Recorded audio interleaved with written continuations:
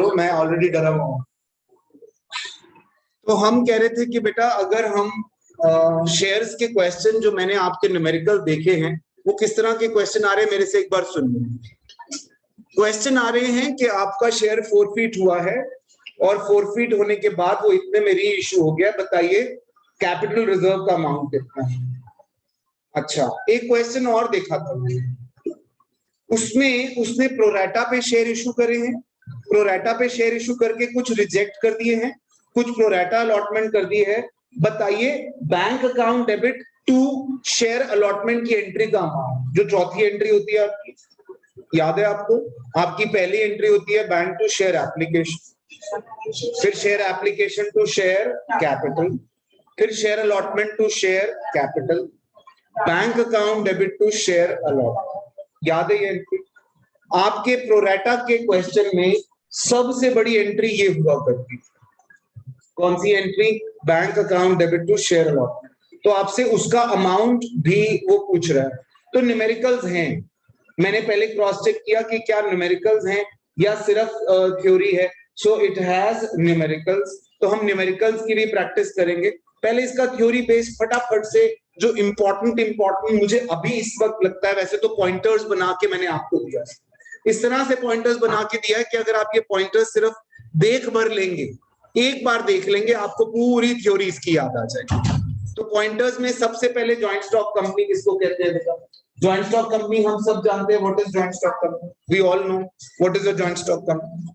Then features of a joint stock company, it is a body corporate, separate legal entity, limited liability, perpetual succession, common seal, transferability of shares, may sue or be sued।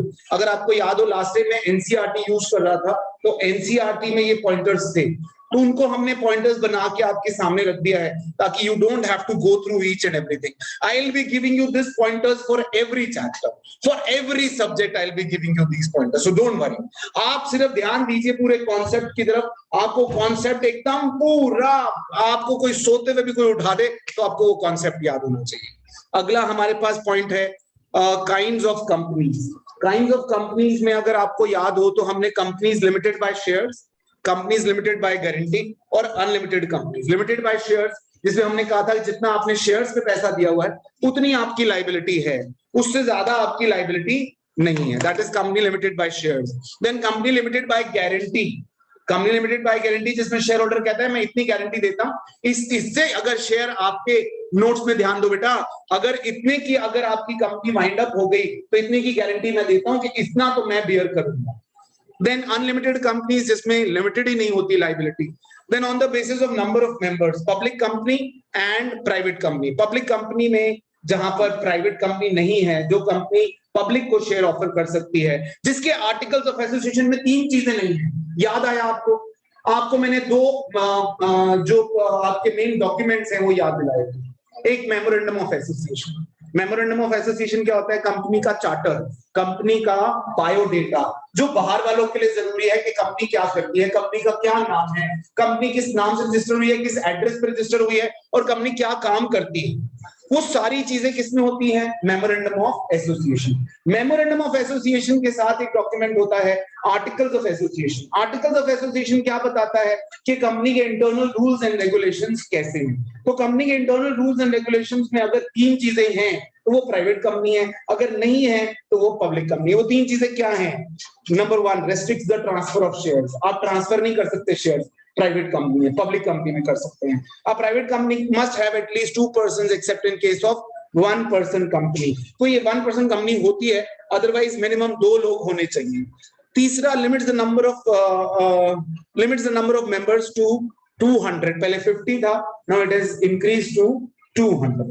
तो 200 तक अगर आपके member होते हैं, अगर ये 3 restrictions हैं आप एक आर्टिकल्स ऑफ एसोसिएशन में, तो आप प्राइवेट लिमिटेड कंपनी हो, और अगर ये नहीं है तो आप पब्लिक कंपनी हो। 1 पर्सन कंपनी किसको कहते हैं? कोई आपसे पूछ ही ले कि बेटा ओपीसी किसको कहते हैं? ओपीसी बहुत एक्सेप्शनल केस है, ऐसा होता नहीं है कि 1 पर्सन कंपनी हो, लेकिन ये एक एक्सेप्शनल केस है कि company which has only 1 person as a member provides that only a natural person being an Indian citizen and resident in India can form 1 person company. It cannot carry out non-banking financial investment activities. Its paid-up share capital is not more than 50 lakhs. Its average annual turnover does not exceed 2 crore. ये conditions fulfil अगर आप होती हैं तो आप 1% company भी बना सकते हो। ये क्या हुआ, बेसिकली 1% में अभी तक कौन सी फॉर्म ऑफ ओनरशिप पॉसिबल है? कौन सी फॉर्म ऑफ ओनरशिप पॉसिबल है 1% में? एक आदमी ने अगर बिजनेस करना है तो कौन सी फॉर्म ऑफ ओनरशिप पॉसिबल है? केवल और केवल सोल प्रोप्राइटर पार्टनरशिप हो सकती है? नहीं जी, मैं तो अपनी आत्मा से पार्टनरशिप करूंगा। कर सकते हो।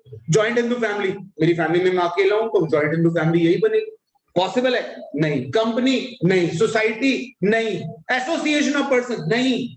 Body of individuals? नहीं।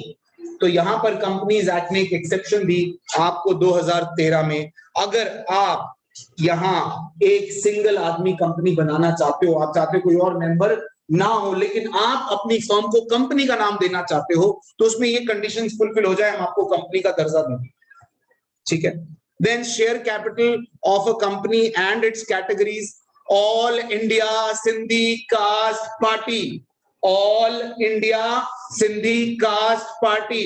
ऑल इंडिया मतलब ए फॉर आई, और authorised capital, I for, S for, C for, pay for,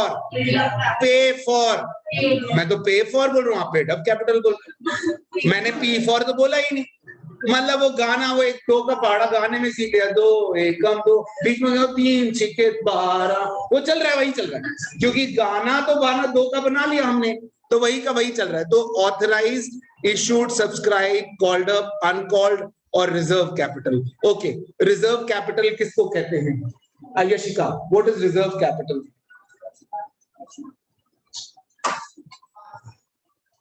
मैंने कैपिटल रिजर्व कैपिटल में डिफरेंस भी कराया था आपको जाने से पहले। बेटा अगर इतने दिनों में आप भूल गया है तो अभी तो समय है हमारे एग्जाम में। रिजर्व कैपिटल किसको कहते हैं बेटा?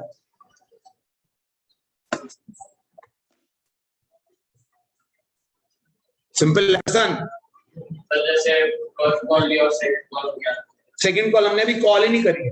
जब हमारा मन करेगा कॉल करेंगे, जब हमें पैसे चाहिए होंगे हम कॉल करेंगे। That is called reserve capital. How it is different from capital reserve?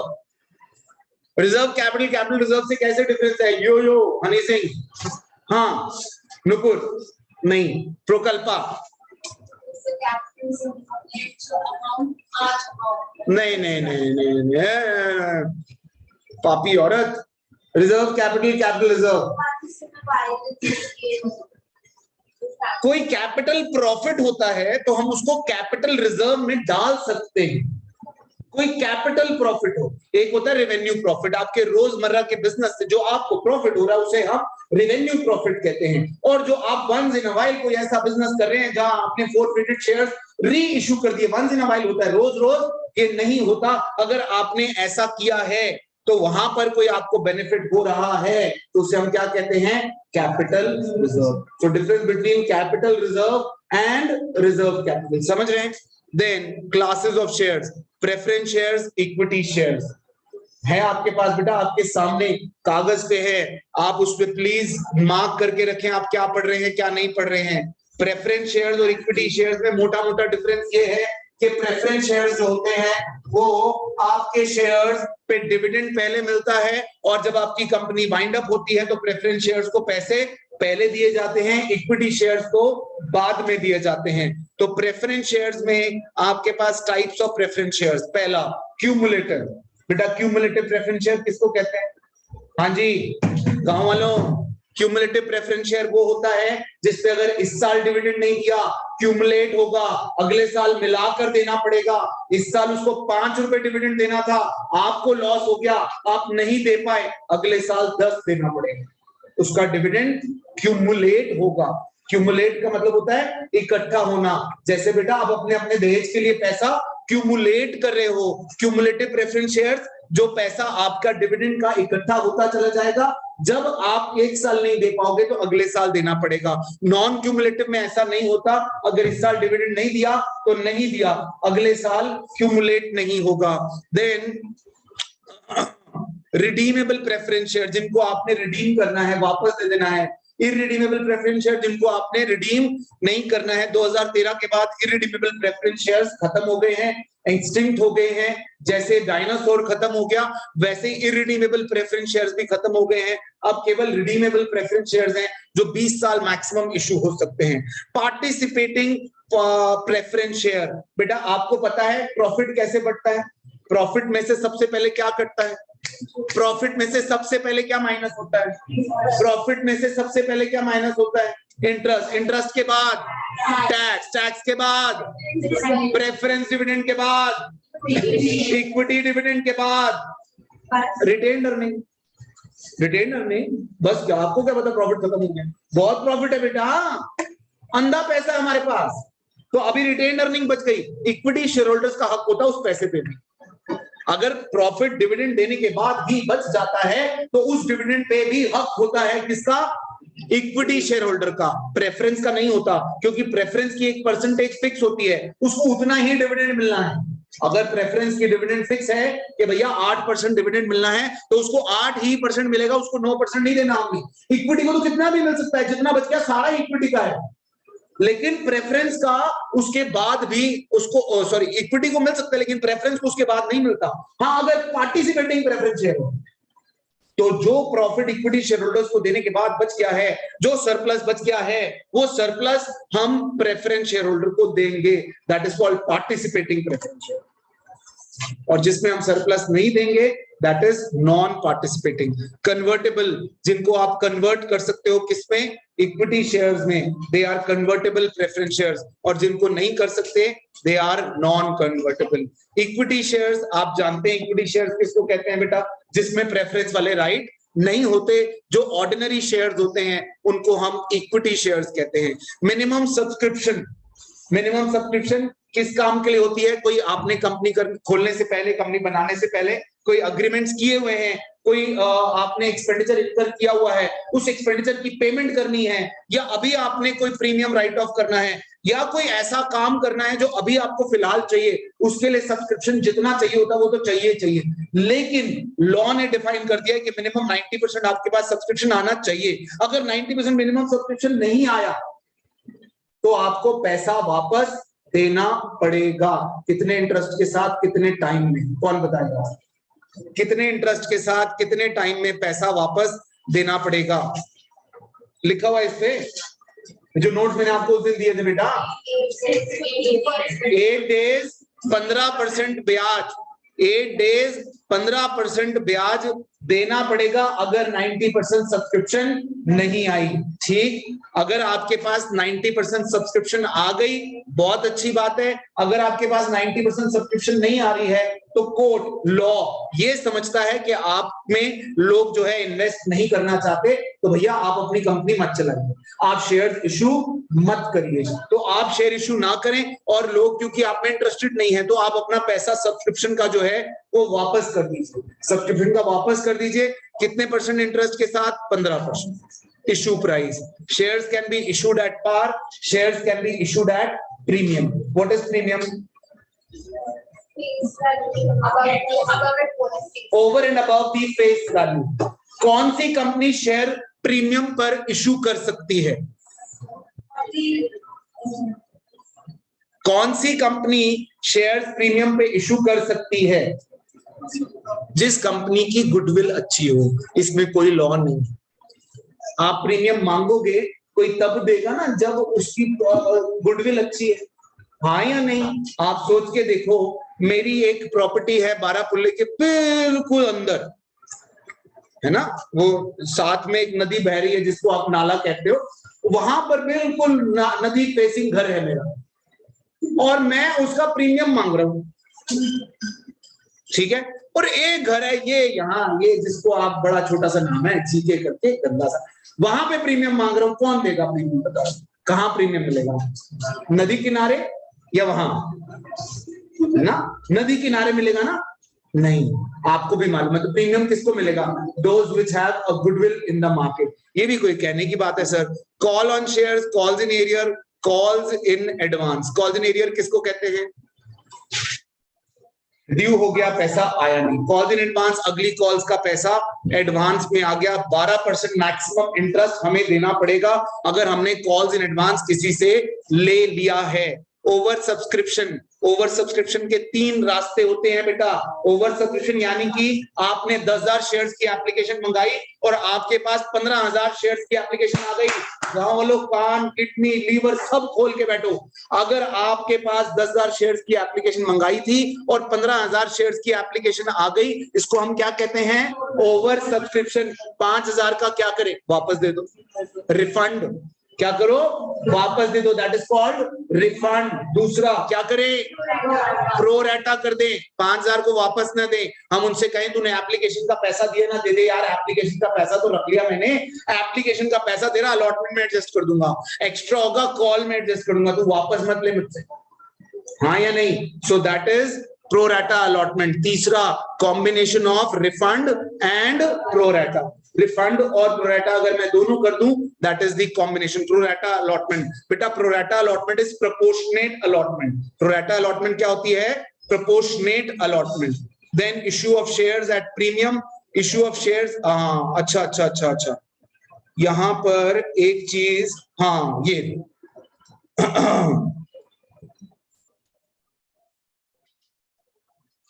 अगर किसी का ये मैंने एक चीज मैंने यहां पर आपको उस दिन भी बताई थी, हम 1-2 कॉल्स के बीच में कम से कम कितना टाइम चाहिए आपको? 1 month. The amount of call should not exceed 25% of the face value of share. Minimum 14 days notice to the share holder to give the amount. जिसके शेयर्स फॉरफिट करने हैं उसको कम से कम 14 दिन का नोटिस देना है कि भाई पैसा दे दे वरना तेरे शेयर्स हम फॉरफिट कर देंगे। Then calls must be made on a uniform basis on all shares with the same class. Issue of shares at premium, ये बेटा इस पे ध्यान देना। इस पे प्रीमियम का जो पैसा आया है आप कहां कहां इस्तेमाल कर सकते हैं? 5 ही रास्ते और कोई रास्ता नहीं है। प्रीमियम का अगर आपके पास पैसा आ गया है, शेयर्स अगर आपने किस पे इशू करे हैं बेटा? प्रीमियम पे। अगर आपने प्रीमियम पे इशू करे हैं तो वो प्रीमियम का पैसा आप 5 जगह इस्तेमाल कर सकते हैं। पहला, fully paid up bonus shares. Bonus shares क्या होते हैं? Free of cost. जो शेयर्स आपने फ्री ऑफ कॉस्ट इशू कर दिए उसे हम क्या कहते हैं? Bonus shares. Then write off preliminary expenses. Preliminary expenses किसको कहते हैं? जब बिजनेस शुरू होने से पहले के जो हमने खर्चे करे हैं, कंपनी के इनकॉर्पोरेशन से पहले के जो खर्चे करे हैं, उन्हें हम प्रिलिमिनरी एक्सपेंसेस कहते हैं। प्रिलिमिनरी एक्सपेंसेस को राइट ऑफ करने के लिए हम किसको यूज कर सकते हैं? सिक्योरिटी प्रीमियम को। Third, right of expenses of commission paid discount allowed on issue of securities. जब हम सिक्योरिटीज इशू करते हैं तो हम एक आदमी बीच में हायर करते हैं जिसका नाम है ब्रोकर, अंडरराइटर। उसको अगर हायर किया, उसको कमीशन दी है, उसको कोई पैसा दिया है, तो सिक्योरिटी प्रीमियम का पैसा उसको राइट ऑफ करने के लिए यूज कर सकते हैं। टू पे premium on redemption of preference shares और डिबेंचर्स। अगर आप प्रेफरेंस शेयर्स या डिबेंचर्स को रिडीम करें, इक्विटी शेयर तो रिडीम नहीं करने होते, इक्विटी शेयर रिडीम नहीं करने होते, लेकिन अगर प्रेफरेंस शेयर्स या डिबेंचर्स को आप रिडीम कर रहे हो तो उनपे अगर आपने प्रीमियम देना है, 100 का शेयर है, 105 रुपए वापस दे रहे हो, अगर उनको आप प्रीमियम दे रहे हो तो वो प्रीमियम राइट ऑफ करने के लिए हम सिक्योरिटी प्रीमियम का पैसा यूज कर सकते हैं। आपको मालूम है इक्विटी शेयर्स आप रिडीम कर सकते हो? तो यू नो 3 चीजें सुनिए, equity shares, preference shares, debentures, ये 3 चीजें आप जानते हैं। इक्विटी शेयर्स, प्रेफरेंस शेयर्स का डिफरेंस अभी आपने पढ़ा। डिबेंचर आप जानते हैं, जो लोगों से हमने लोन लिया उसे डिबेंचर कहते हैं। अच्छा, डिबेंचर तो रिडीम करने ही होते हैं, अब प्रेफरेंस शेयर भी रिडीम करने ही है, क्या इक्विटी शेयर्स भी रिडीम करने होते हैं? क्या हम इक्विटी शेयर्स रिडीम करने होते हैं? क्या प्रश्न ठीक कह रहा है? क्या हमें इक्विटी शेयर्स रिडीम करने होते? रिडीम करने का मतलब क्या होता है? शेयर्स का पैसा उनको वापस देना। क्या हमें इक्विटी शेयर्स रिडीम करने होते? नहीं, अपनी कर सकते हैं। नुपुर, क्या हमें इक्विटी शेयर्स का पैसा रिडीम करना होता है? नहीं, कोई कंपल्शन नहीं है, लेकिन 2013 में एक सेक्शन डाला गया है कंपनीज एक्ट में, उस सेक्शन का नाम है सेक्शन 77A। Section 77A। कौन सा सेक्शन बेटा? Section 77A। ध्यान रखना, जब भी कोई सेक्शन बीच में इंसर्ट किया जाता है, बीच में कहीं डाला जाता है, जब लॉ बना था तब नहीं, जब बीच में डाला जाता है तो वो ऐसे ही होता है, सेक्शन 77A, वरना प्योर सेक्शन होता है 77A। 77A कहता है कि अगर आप अपने इक्विटी शेयर्स वापस खरीदना चाहते हैं, आप खरीद सकते हैं। कुछ कंडीशन सेटिस्फाई होना बहुत जरूरी है।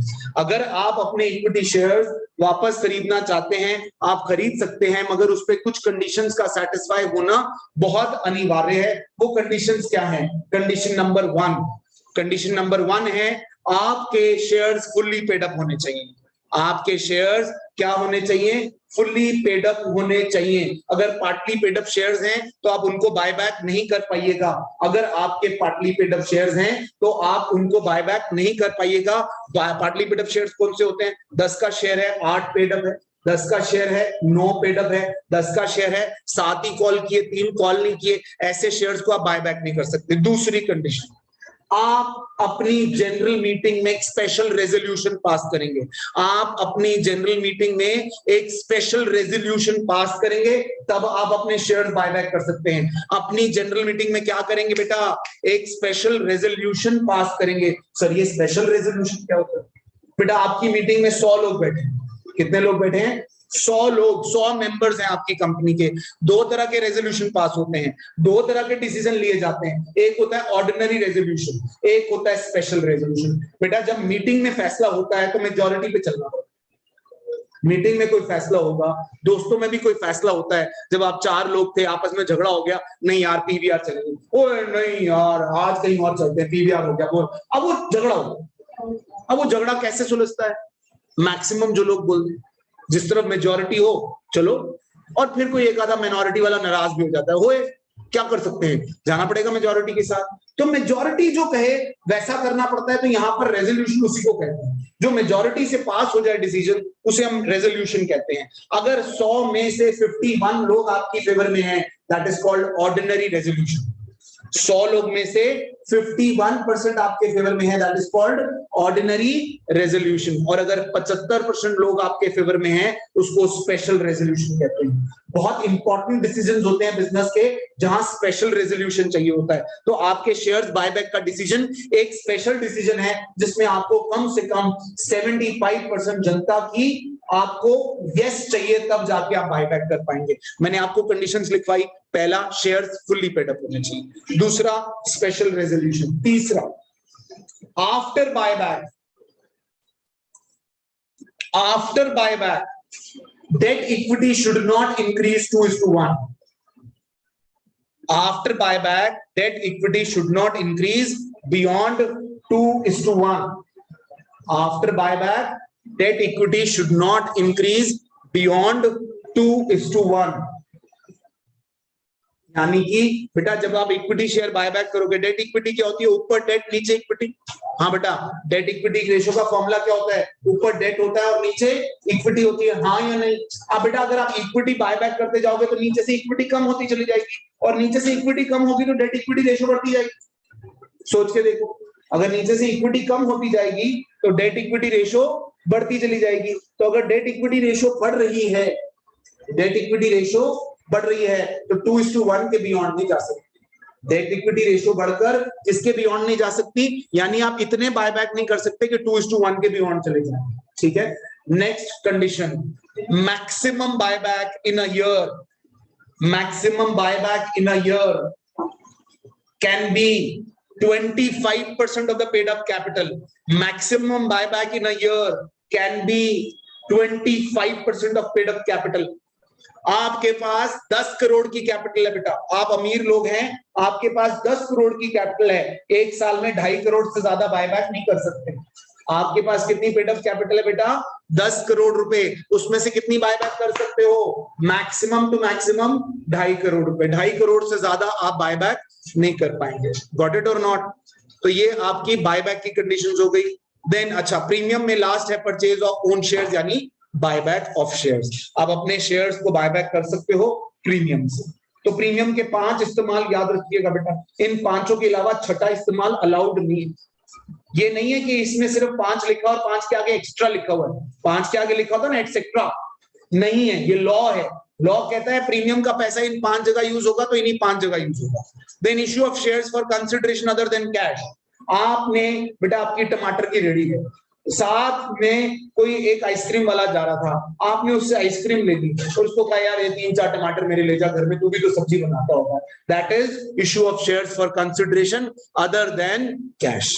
हमने शेयर इशू करे और अदर देन कैश इशू करे, हाँ या नहीं? जैसे फॉर एग्जाम्पल मैं इनकी दुकान से जो है बर्तन ले आया, इसकी बर्तनों की दुकान मैं ले आया और मैंने कहा बदले में पैसे क्या लेने हैं, मैं पढ़ा तो रही हूं इसको। This is issue of shares for consideration other than cash. Cash नहीं देंगे, क्या कर रहे हैं? कंसिडरेशन अदर देन कैश चल रहे हैं। Four feature of shares. Four feature of shares किसको कहते हैं बेटा? फोर फीचर ऑफ शेयर्स किसको कहते हैं? जो शेयर्स फोरफिट कर दिए गए। जो शेयर्स फोरफिट करना क्या होता है? फोरफिट करना क्या होता है गांव वालों? फोरफिट करना क्या होता है? शेयर्स जब्त कर लेना, शेयर्स होल्डर का नाम काट देना, उसे हम फोर फीचर ऑफ शेयर्स कहते हैं। जब आप किसी का शेयर फोरफिट करते हो, क्या फोरफिट करते हो? जो पैसे वो ऑलरेडी दे चुका है। दिमाग में क्लियर रखना ये बात, जो पैसा वो ऑलरेडी दे चुका है वो फोरफिट करते हो। बेटा आपके मल्होत्रा साहब ने 10 रुपए का शेयर था, अभी तक 6 रुपए पे करे, 4 रुपए के लिए आवाजें मारी हमने उसको, मल्होत्रा मल्होत्रा 14 दिन आवाजें मारी, मल्होत्रा ने नहीं सुनी। कितने दिन आवाजें मारी बेटा? 14 दिन हमने आवाजें मारी, मल्होत्रा साहब ने नहीं सुनी। हमने क्या किया? इनके शेयर जब्त कर लिए। शेयर्स क्या जब्त किया? जो पैसा इन्होंने 6 रुपए दिया हुआ है वो जब्त किया है। जो 4 अभी दिया नहीं वो जब्त कैसे करे? जो 4 अभी दिया ही नहीं है वो जब्त करने का तो कोई तरीका ही नहीं है मेरे पास। तो क्या जब्त करेंगे बेटा? जो पैसा आ चुका है, जो पेड अप अमाउंट है, उसे फोरफिट करते हैं। ठीक है, इसे फोर फीचर ऑफ शेयर्स कहते हैं। री इश्यू ऑफ फोरफिटेड शेयर्स। आप अपने शेयर्स री इश्यू कर सकते हैं। मैक्सिमम डिस्काउंट फॉर री इश्यू में कितना दे सकते हो? जितना आया या जितना नहीं आया? जितना नहीं आया। जितना आया पता नहीं सर, आ रहा हूं। जितना आया है। अब मल्होत्रा साहब से 10 के शेयर पे हम 6 रुपए ले चुके हैं, 4 नहीं लिए। वो वाला शेयर मैंने री इशू किया, मैंने अवनीत को री इशू कर दिया। अब मैं अवनीत को मैक्सिमम कितना डिस्काउंट दे सकता हूं? कितना संभव है? 6 रुपए पक्का। देख लो कितना डिस्काउंट दे सकता हूं। जितना मेरा मल्होत्रा से आया हुआ है मैक्सिमम डिस्काउंट में इसको इतना दे सकता हूं, क्योंकि इतना तो रिकवर्ड है मेरा। ये लॉ कहता है बेटा मेरी मर्जी नहीं है। जब मैं नया शेयर इशू करूंगा अवनीत को, मल्होत्रा वाला जब दोबारा शेयर इशू करूंगा तो 4 रुपए का मैक्सिमम डिस्काउंट, मतलब 4 रुपए तक दे सकता हूं 10 का शेयर, यानी मैक्सिमम डिस्काउंट 6 रुपए। और नहीं डिस्काउंट देता हूं तो जो पैसे मैंने मल्होत्रा से रिकवर करे हैं वो इसको डिस्काउंट जो दूंगा उसमें से रिकवर करूंगा। मान लीजिए अब मैंने उसको 6 रुपए लिए हुए और इसका शेयर मैंने 8 रुपए का बेच दिया। गौर से सुनिए, आपने एंट्रियां तो करी है, कॉन्सेप्ट सुनिए। आपने 10 रुपए का शेयर मैंने मल्होत्रा से फोरफिट कर लिया। मल्होत्रा ने अभी तक कितने दिए थे? 6 रुपए। अब मैंने वो शेयर 8 रुपए में बेच दिया अवनीत को, कितने नुकसान पर? 2 रुपए का। वो जो 6 मैंने मल्होत्रा से है उसमें से मैं 2 रुपए रिकवर कर लूंगा। 2 रुपए उसमें से निकाल के बाकी 4 बच जाएंगे मल्होत्रा वाले। 4 कौन से बचे हैं बेटा? कहां जा रहे हैं? कैपिटलिज्म में ये पैसा जाता है। एंट्रियां तो पता है, ये नहीं पता होता कि ये पैसा कौन सा कहां जा रहा है। हाँ या नहीं? आज समझ में आ रहा कौन सा पैसा कहां जा रहा है? वो मल्होत्रा वाला पैसा था बेटा जो पिछले 1 साल से आप डाल रहे हो कैपिटलिज्म में। आपको पता ही नहीं मल्होत्रा कौन है, आप डाले जा रहे हो कैपिटलिज्म में। Share for feature of entry 1 minus for feature of entry 2 is equal to capitalism डाल दिया। ये कौन सा कैपिटलिज्म है? जो पहले वाले शेयर होल्डर से पैसा ले रखा है और जो यूज नहीं हुआ वो जाता है कैपिटलिज्म। समझे कि नहीं समझे? अवनीत को इतना शेयर खुश था, अवनीत शेयर हमसे लेने में इतना खुश था, इसने 10 का शेयर हमसे 12 में ले लिया। 10 का शेयर कितने में ले लिया? ये कह रहा है आपका शेयर मैं 12, ये लो सर। पैसे पकड़ा इसने 12 रुपए कमीशन। अब कितने कैपिटलिज्म में जाएंगे? कितने? 8 रुपए। गोली मार भेजे में 6 रुपए मल्होत्रा से जो 6 रुपए लिए वो जाएंगे कैपिटलिज्म में, यूज ही नहीं हुए। जब अवनीत को 10 का शेयर 8 में बेचा था तो 2 रुपए यूज हो गए, 4 रुपए चले गए कैपिटलिज्म में मल्होत्रा वाले। अब मल्होत्रा वाले पैसे यूज ही नहीं हुए। 10 का शेयर तो हमने इसको 12 में बेचा, तो कोई डिस्काउंट तो दिया नहीं इसको, तो कोई नुकसान हुआ ही नहीं। तो पूरा 6 का 6 कहां चला गया?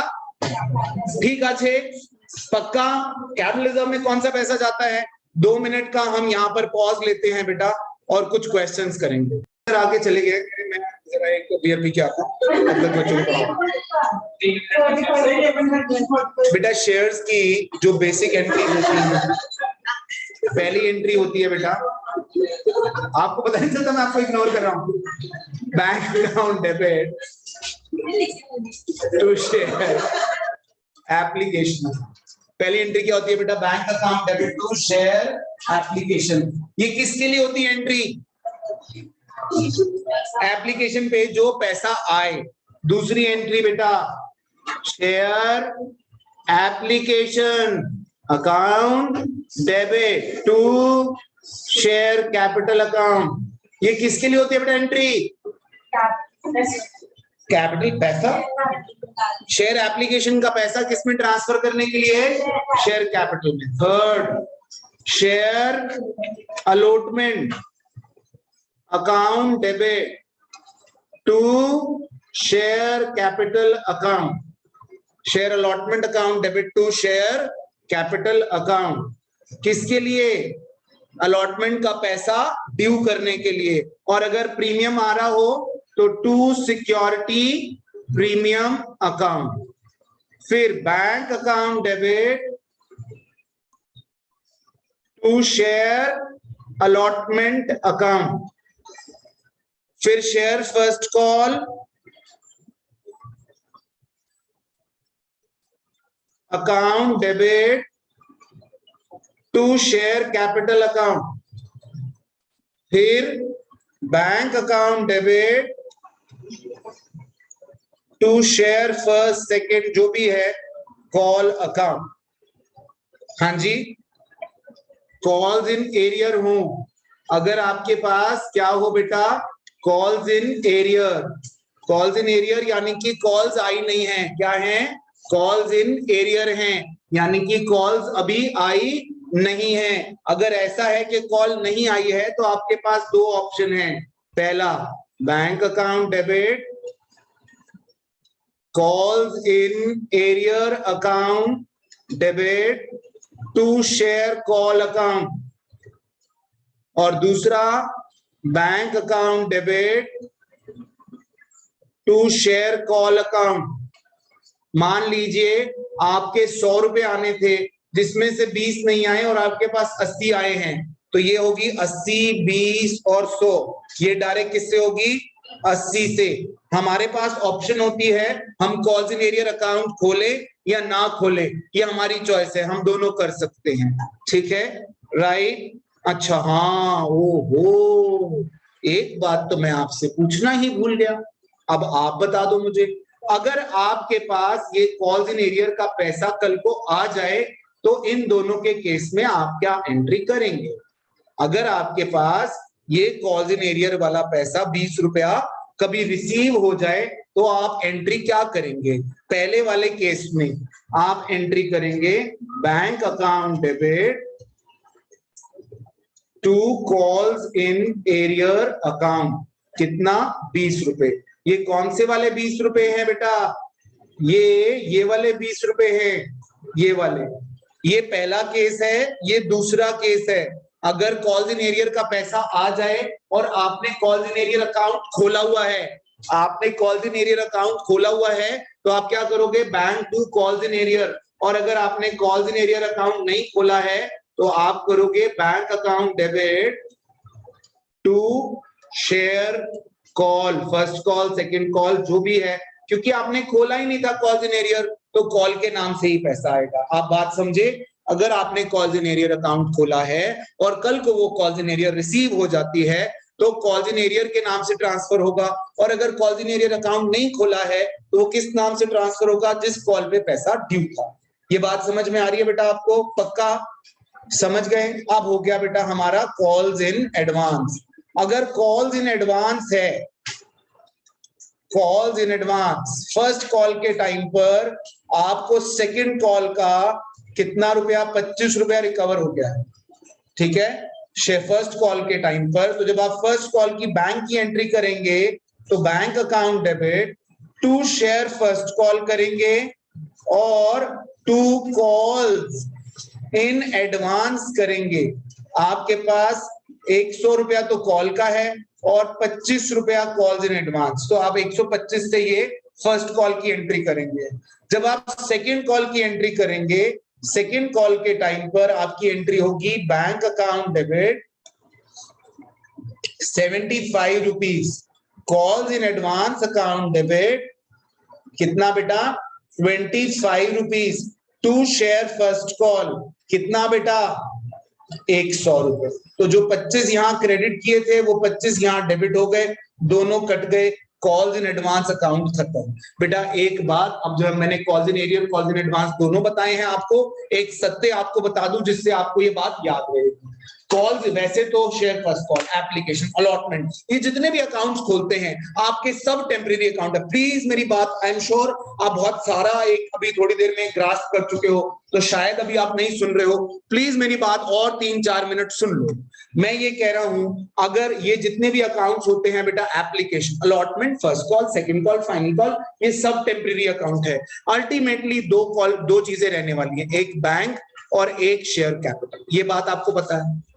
जब share first call second call यही टेम्परेरी अकाउंट है, तो फिर कॉल्स इन एडवांस और कॉल्स इन एरियर तो और टेम्परेरी अकाउंट है। अगर आपने calls in advance first call के टाइम पे खोला तो सेकंड कॉल के टाइम पर वो डेबिट होके खत्म। कॉल्स इन एडवांस एक में क्रेडिट और एक में डेबिट, और ये खत्म। कॉल्स इन एडवांस एक में क्रेडिट और एक में डेबिट होकर काम खत्म हो जाएगा। और इसमें कॉल्स इन एरियर में देखो, जब आपने कॉल्स इन एरियर खोला था, जब पैसा नहीं आया था तब यहाँ डेबिट हुआ था, अब फिर यहाँ पे क्रेडिट करके आपने उसको खत्म कर दिया। कॉल्स इन एरियर हो या कॉल्स इन एडवांस हो, अल्टीमेटली ये खत्म होने, इनको एग्जिस्ट नहीं करना बेटा। जब first call second call allotment ये नहीं एग्जिस्ट करेगा फाइनली, तो एरियर और एडवांस की क्या औकात है, ये भी खत्म होंगे। तो अगर कॉल्स इन एरियर पहले अगर डेबिट हुआ है तो यहाँ क्रेडिट हो गया, खत्म होगा। यहाँ देखो डेबिट ही नहीं किया था तो यहाँ आया ही नहीं। और इसमें हमने कॉल्स इन एडवांस में पहले में बेटा क्रेडिट किया है तो दूसरे में डेबिट करके कॉल्स इन एडवांस, ये कॉन्सेप्ट होते हैं बेटा, ये फंडे हैं, ये आपको मैं रटा नहीं रही, ये फंडे हैं कि calls in advance account, calls in arrear account ये जिंदा नहीं रहने चाहिए, ये खत्म होने चाहिए। अगर अच्छा फिर सिक्योरिटी प्रीमियम, सिक्योरिटी प्रीमियम तो अच्छा हमने समझ लिया। Share issued for consideration other than cash, हम पहली एंट्री क्या करते हैं, asset account debit to vendor account. बेटा आज मैं रिवाइज करा रहा हूं, कल मैं इसके डायरेक्ट क्वेश्चन पे आ जाऊंगा। Assets account debit to vendor account, किसी से हमने कोई एसेट खरीदा है तो क्या करेंगे, asset account debit to vendor account. फिर दूसरी entry vendor account debit to share capital account, हमने वेंडर को शेयर इशू कर दिया। मान लीजिए आपने पूरा बिजनेस खरीदा, तब आप करते हो asset account debit to liability account to vendor account. आप जब पूरा बिजनेस खरीदते हो तो उसकी लायबिलिटियां भी खरीदते हो, हाँ या नहीं। जब शादी करोगे जजमान तो पति की अच्छाइयां बुराइयां दोनों उसके साथ पैकेज में आएंगी बेटा, ध्यान रखना। तो ये अच्छाइयां ये बुराइयां ये दोनों आएंगी, ठीक है। और बदले में जो आपने दहेज दिया, ठीक है। अब अगर आपकी अच्छाइयां ज्यादा आपको मिल गई दहेज के बदले में, तो आप यहां पर कैपिटल रिजर्व क्रेडिट करोगे।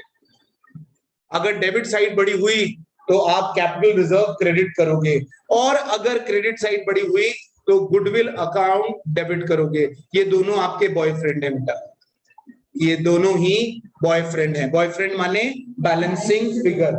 अगर आप पूरा बिजनेस खरीदते हैं, डेबिट साइड पे डिफरेंस आता है तो क्या आता है, गुडविल। क्रेडिट साइड पे डिफरेंस आता है तो क्या आता है, कैपिटल रिजर्व। इस वाले उसमें एक नंबर ऑफ शेयर्स निकालने का एक फॉर्मूला होता है, number of shares is equal to purchase consideration या purchase price of asset divided by issue price of share.